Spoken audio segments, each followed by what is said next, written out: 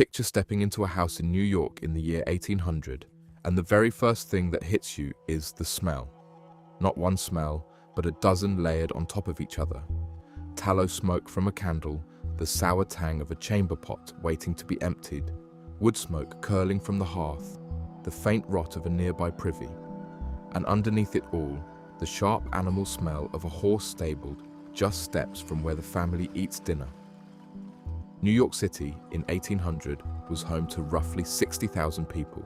a modest port town by later standards, still decades away from becoming the roaring metropolis we know today.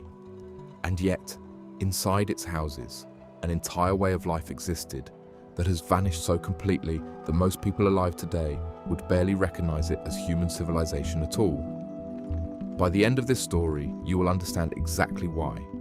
The house itself, if you were reasonably well off, was likely a narrow 2.5-story wooden or brick structure built close to the street, with a small dooryard garden and perhaps a stable or shed behind it.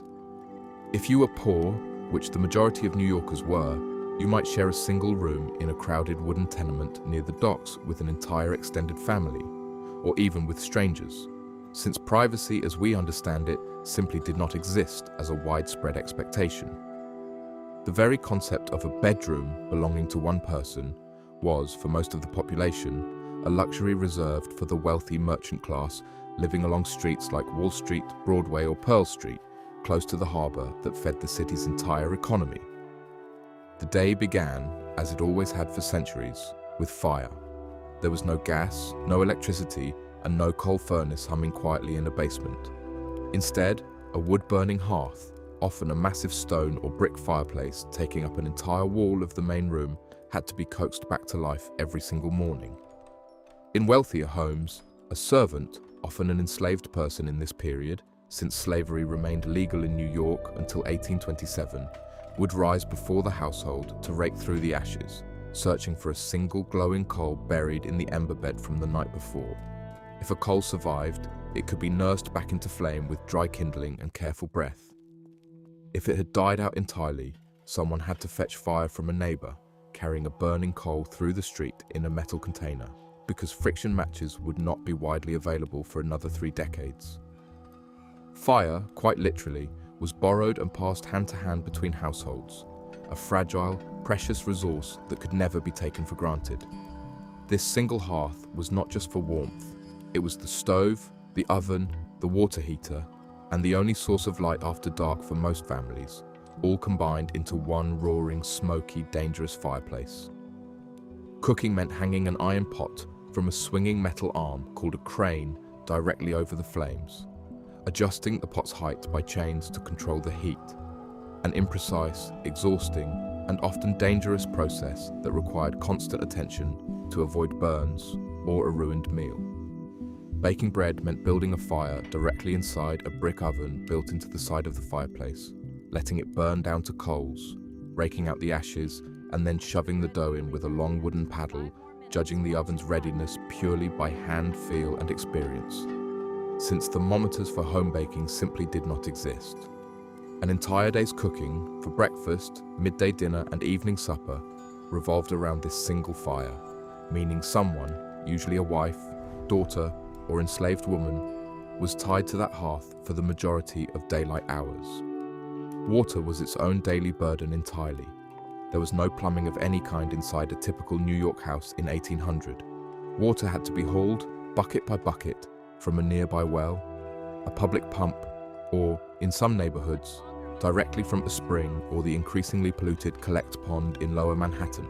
a body of water that by this period had become so contaminated by nearby tanneries and slaughterhouses that it was already gaining a reputation as a health hazard, years before the city eventually filled it in entirely. Carrying water was physically brutal work, and a family of 6 might require dozens of gallons a day for cooking, drinking, and the barest minimum of washing, meaning multiple trips, often performed by children as young as 7 or 8, back and forth to the water source, balancing heavy wooden buckets on a yoke across the shoulders. Bathing as a regular practice was almost unheard of in the way we understand it today. Many physicians of the era genuinely believed that full-body bathing was dangerous, capable of opening the pores to disease and bad air, a lingering medical theory inherited from earlier centuries. Most people washed only their face, hands, and feet regularly, using a small basin and cloth, while a full body wash might happen only a handful of times a year, often in a wooden tub set before the fire, using water that had been laboriously heated pot by pot over the hearth and shared among multiple family members before it cooled or grew too dirty to use again. Clean undergarments, changed and aired regularly, were considered the primary tool for managing body odor and cleanliness, a philosophy completely different from our modern obsession with daily bathing. Toilets did not exist inside the house at all for the vast majority of New Yorkers in 1800. Instead, families relied on an outdoor privy, a small wooden shed built over a deep pit dug into the yard, shared sometimes by multiple households crammed onto a single city lot. In winter, walking to the privy meant braving genuine cold and darkness, which is exactly why chamber pots, kept under the bed or in a corner cupboard, were used overnight and then emptied each morning, often directly into the street gutter in poorer, denser neighborhoods, a practice city officials constantly tried and failed to regulate. The smell of these open privy pits, especially in the packed, low-lying streets near the waterfront, was a constant, unavoidable part of daily city life, and it worsened dramatically in the heat of summer, contributing to the very real fear of disease outbreaks like yellow fever, which struck New York with devastating force multiple times in this exact period, most notoriously in 1798, just 2 years before our story, killing over 2,000 residents and causing thousands more to flee the city entirely in panic. Light after dark was scarce, dim, and expensive. Candles made from either costly, clean-burning beeswax reserved for wealthier households, or cheaper, smoky, foul-smelling tallow rendered from animal fat were the primary source of artificial light, and even these were used sparingly, since the labor of making them at home, or the cost of buying them, made careless burning a genuine waste. Many poorer families relied instead on simple oil lamps burning whale oil, or, more commonly for the very poor, crude rushlights made by soaking dried plant reeds in animal fat, which burned dimly and had to be constantly replaced. Reading, sewing, or any detailed work after sunset was genuinely difficult, straining the eyes considerably, and most households simply went to bed not long after dark during the winter months, waking again near dawn, their daily rhythm dictated far more directly by the sun than anything we experience in a modern electrically lit home. Furniture inside even a comfortable middle-class New York home in 1800 was sparse by modern standards. A large room might serve simultaneously as kitchen, dining room, and general living space, centered entirely around the hearth. Chairs were often simple, straight-backed, and uncomfortable by design, since lounging was considered somewhat improper, particularly for women, whose posture and behavior were subject to strict social expectation even within the privacy of their own home. Beds, for those fortunate enough to have a separate one, rather than a shared pallet on the floor, were often surrounded by heavy curtains, not for decoration, but to trap body heat during brutally cold winters when the fire had burned low overnight and frost might genuinely form on the inside of bedroom walls in unheated upper floors. Meals reflected a household's place in New York's rigid social hierarchy just as clearly as its furniture did.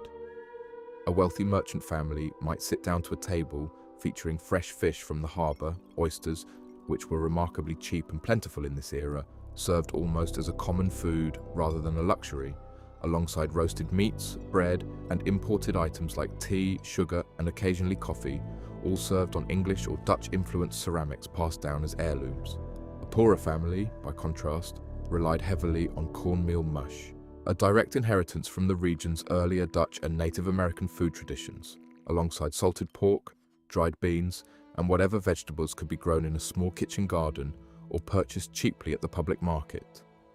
Meat, particularly fresh meat, was far more common in New York than in many parts of Europe at the time, thanks to the surrounding farmland and the bustling markets. Yet spoilage remained a constant danger without refrigeration, meaning salting, smoking, and pickling were essential survival skills rather than optional cooking techniques.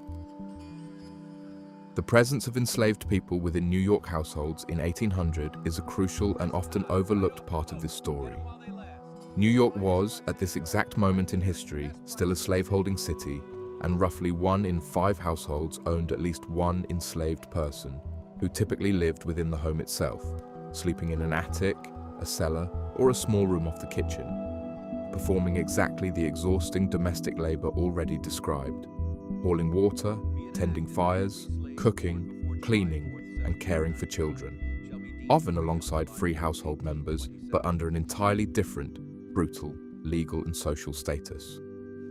Gradual emancipation laws passed in New York in 1799 had only just begun the slow, deliberately drawn-out process of ending slavery in the state,